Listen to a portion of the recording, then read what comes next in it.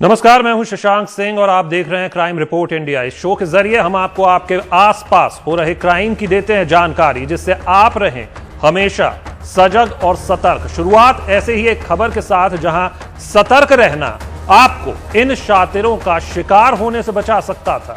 यहां पुलिस ही पुलिस को पकड़ रही है, लेकिन चौंकिए मत, क्योंकि खेल असली और नकली का है। राजधानी दिल्ली में खुद को पुलिस अधिकारी बताकर लोगों से ठगी करने वाले दो शातिर बदमाशों को पुलिस ने गिरफ्तार किया है। ये दोनों ईरानी गैंग के नाम से फेमस हैं। जब इन लोगों की गिरफ्तारी हुई तो आसपास के लोग हैरान थे कि पुलिस को आखिर क्यों गिरफ्तार कर रही है। इनकी गिरफ्तारी से अब कई मामले सुलझने के आसार हैं। दरअसल कई शिकायतों के बाद इस गैंग को पकड़ने के लिए दिल्ली पुलिस ने जाल बिछाया। 100 सीसीटीवी की फुटेज खंगाली गई। फुटेज से अपराधियों के हुलिये का कुछ पता चल पाया। फिर पुलिस को भीड़ भाड़ वाले इलाकों में सादी वर्दी में तैनात किया गया। 11 दिसंबर को दिल्ली पुलिस के 2 कांस्टेबल्स को 2 संदिग्धों पर शक हुआ।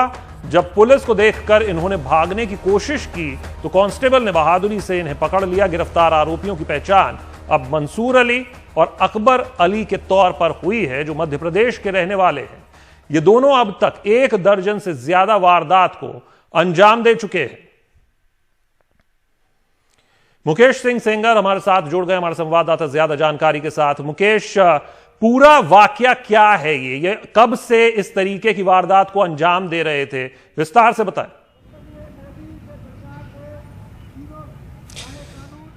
देखिए, पिछले काफ़ी दिनों से दिल्ली पुलिस को लगातार शिकायतें मिल रही थी कि कुछ लोग क्राइम ब्रांच के अधिकारी बनकर मध्य दिल्ली में तमाम जो अलग अलग इलाके हैं वहां पर जाते हैं और लोगों से के साथ चीटिंग करते हैं। उनको ये रौब दिखाते हैं कि वो पुलिस से हैं और अलग अलग बहानों से उनसे पैसा ऐंठ लेते हैं। तो इसी शिकायत पर दिल्ली पुलिस अपना काम कर रही थी और दिल्ली पुलिस ने जो तमाम इलाके हैं जहां पर चीटिंग की शिकायतें मिली थी वहां के सीसीटीवी फुटेज को निकलवाया और सीसीटीवी फुटेज से ये मालूम चला कि जो पूरा रूट है इन ठगों का वो कैसा है। तो उसी के बेसिस पर दिल्ली पुलिस ने 11 दिसंबर को जो 2 लोग हैं जो कि सीसीटीवी में दिख रहे हैं, इन लोगों को तब पकड़ा जब ये लोग वहां पर कुछ लोगों के साथ ठगी कर रहे थे। 2 कांस्टेबल्स ने इनको घेरा और आखिरकार इनको पकड़ा गया। इनके पास हालांकि वेपन भी हो सकते थे, लेकिन पुलिस ने बहादुरी दिखाते हुए पुलिस वालों ने इनको पकड़ लिया। इनसे पूछताछ में जानकारी मिली कि दोनों मध्य प्रदेश के रहने वाले हैं। एक का नाम अकबर अली है और दूसरे का नाम मंसूर अली है। ये काफ़ी लंबे समय से इस तरह से क्राइम ब्रांच के अधिकारी बनकर लोगों के साथ लगातार ठगी कर रहे थे। करीब 1 दर्जन वारदात अब तक ये कर चुके हैं। तो पुलिस का कहना यह है कि इनका गैंग का नाम ईरानी गैंग है और लगातार इस तरह से ये चीटिंग कर रहे थे। तो अभी इनको पकड़ने के बाद पुलिस ने इनको रिमांड पर लिया है। इनसे पूछताछ की जा रही है कि क्या इनके गैंग में कुछ और लोग भी शामिल हैं या फिर ये 2 ही लोग इस तरह से ठगी को अंजाम दे रहे थे। तो अभी दोनों से पूछताछ जारी है, लेकिन काफ़ी बहादुरी दिखाते हुए असली पुलिस वालों ने इन नकली पुलिस वालों को पकड़ा है और ये पूरी जो घटना है वो सीसीटीवी कैमरे में कैद हो गई है। शुक्रिया मुकेश इस पूरी जानकारी के लिए, इस खबर को दर्शकों तक पहुंचाने के लिए। आगे बढ़ते हैं, अगली खबर का रुख करते हैं। दिल्ली पुलिस लगातार अवैध हथियारों के बड़े सिंडिकेट का पर्दाफाश कर रही है। बीते 6 महीने में दिल्ली पुलिस ने करीब 2500 लोगों की गिरफ्तारी की है। उनसे 1700 अवैध हथियार पुलिस ने बरामद किए। इनमें 1493 देसी पिस्तौल, 195 रिवॉल्वर, 14 बंदूकों के अलावा 3198 जिंदा कारतूस भी बरामद किए गए हैं। पुलिस ने 1 जून 2020 से 30 नवंबर 2020 के दौरान दिल्ली के तमाम जिलों में 2040 मामले दर्ज किए। पुलिस ने थाना स्तर से लेकर स्पेशल सेल तक की कई टीमों का गठन किया है, जो राष्ट्रीय राजधानी क्षेत्र में लगातार अवैध हथियारों के धंधे को खत्म करने की कोशिश कर रही है।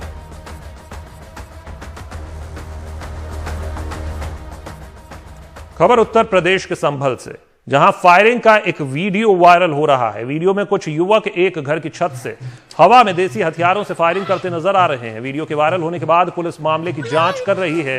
अब तक की जांच के मुताबिक ये वीडियो शहर के राजपुरा इलाके का बताया जाता है और तकरीबन 1 महीने पुराना है। वीडियो में दिख रहे युवकों की पहचान कर ली गई है और उनके खिलाफ केस भी दर्ज कर लिया गया है।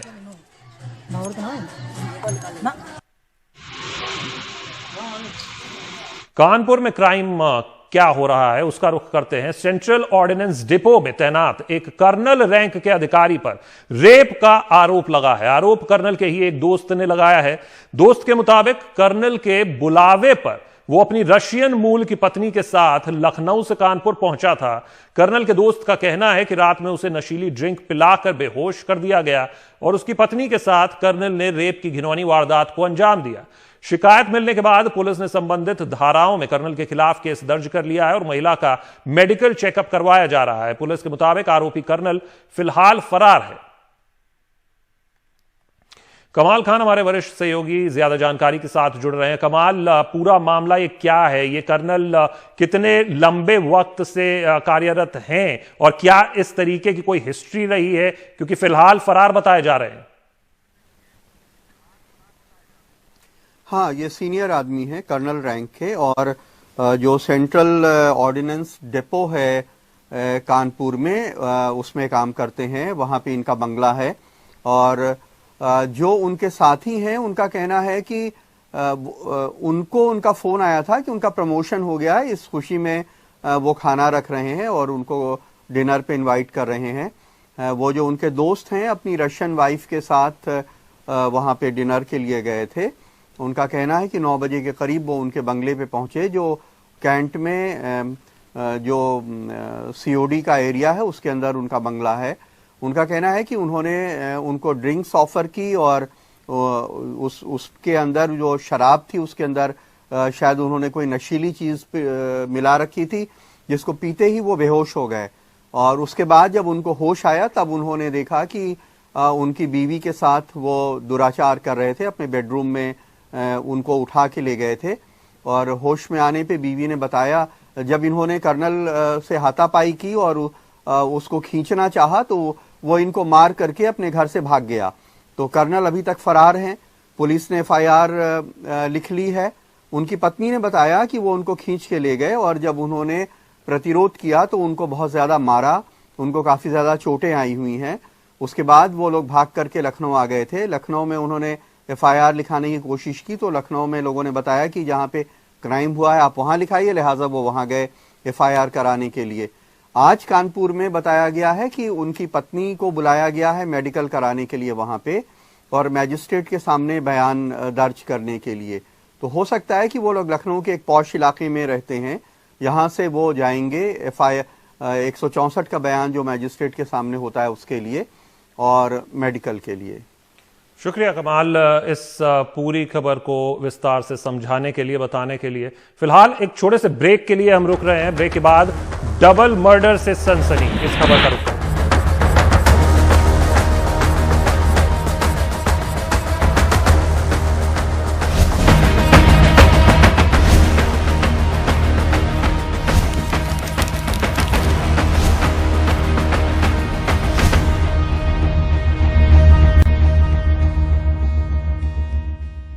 अब खबर मुंबई ड्रग्स रैकेट से जुड़ी हुई। मुंबई पुलिस की एंटी नारकोटिक्स सेल की बांद्रा यूनिट ने 11 दिसंबर को डोंगरी इलाके में छापा मारकर 1,18,08,000 की कीमत की 1 किलो 105 ग्राम एमडी नारकोटिक्स और 8,78,500 नगद बरामद किया है।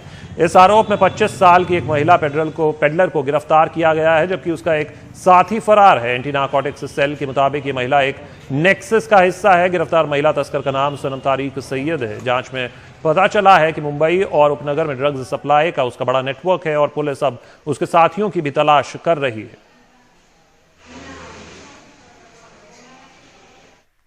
सुनील सिंह हमारे सहयोगी इस पर ज्यादा जानकारी के साथ जुड़े हैं। सुनील, पूरा मामला क्या है? इतना बड़ा नेक्सस, इतनी बड़ी मात्रा, विस्तार से बताएं।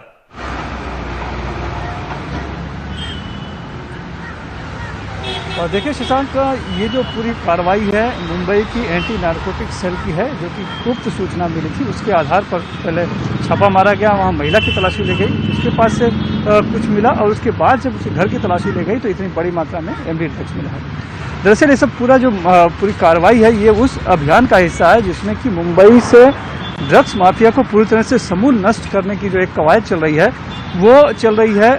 पहले शुरुआत हुई सुशांत सिंह राजपूत की संदिग्ध मौत के बाद, जब उसमें ड्रग्स का एंगल जुड़ा, बॉलीवुड ड्रग्स रैकेट की बात उभर कर सामने आई, तब नारकोटिक्स कंट्रोल ब्यूरो जो केंद्रीय जांच एजेंसी है उसने कार्रवाई करनी शुरू की और उसने तकरीबन अब तक 20 से भी ज़्यादा मामले दर्ज कर चुके हैं और बड़े बड़े सप्लायर भी उसके अंदर गिरफ्तार हुए हैं और कई सेलिब्रिटी भी उसके निशाने पर हैं और कुछ लोग को गिरफ्तारी भी हुई है। उसी के बाद मुंबई पुलिस, जो कि उस समय बैकफुट पे थी सुशांत सिंह राजपूत की सभी मौत की जांच को लेकर, उससे भी कार्रवाई शुरू करनी कर दी। और अब जो है एंटी नारकोटिक सेल हो या मुंबई क्राइम ब्रांच हो, लगातार इस तरह की कार्रवाइयां कर रहे हैं। अभी तक की जो जानकारी है कि तकरीबन मुंबई में 37 से 38 इस तरह के मामले दर्ज हो चुके हैं और 40 के ऊपर लोग गिरफ्तार हो चुके हैं इस पूरे मामले में।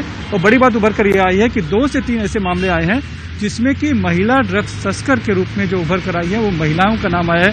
हालांकि मुंबई में पहले भी एक पाटणकर नाम की महिला बहुत बड़ी ड्रग्स सप्लायर रही का आरोप उस पर लग चुका है, वो गिरफ्तार भी हुई थी। लेकिन अब फिर से उभर कर सामने आ रहा है कि कई महिलाओं के नाम आ रहे हैं जो इस ड्रग्स सप्लाई ड्रग नेटवर्क में शामिल हैं और उन्हीं का आड़ लेकर ये ड्रग्स तस्कर जो है इस पूरे नेटवर्क को बढ़ा रहे हैं। शुक्रिया सुनील, वाकई चिंता की बात। विस्तार से इस खबर को आपने बताया, शुक्रिया आपका। अगली खबर का रुख करते हैं और वो खबर जिसको ब्रेक में जाने से पहले हमने आप जिक्र किया था, डबल मर्डर से फैली सनसनी। प्रयागराज में मां बेटे के डबल मर्डर से सनसनी फैल गई है। 65 साल की धर्मा देवी और उनके 20 वर्षीय बेटे संजीवन की हत्या धारदार हथियार से कर दी गई। पुलिस को शक है कि हत्या जमीन विवाद में की गई है। शव को पोस्टमार्टम के लिए भेज पुलिस ने हत्या का केस फिलहाल दर्ज कर दिया।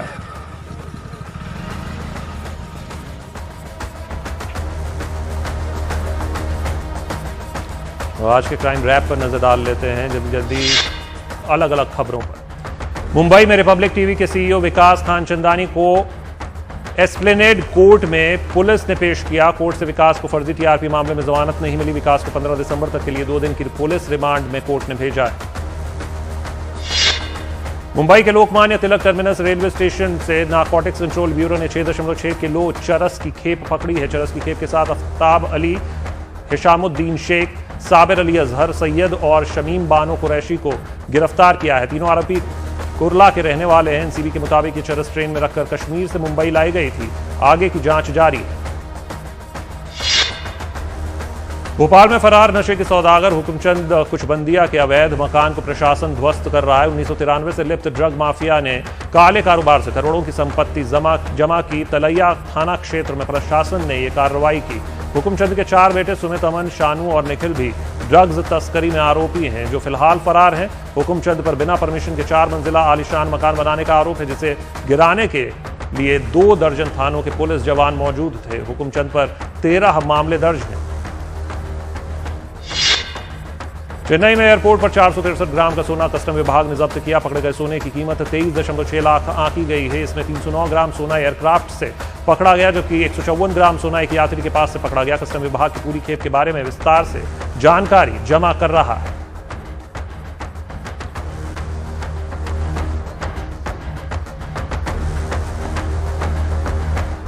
तो क्राइम रिपोर्ट इंडिया में फिलहाल इतना ही। आप रहें सजग और सतर्क। हमें दीजिए इजाजत।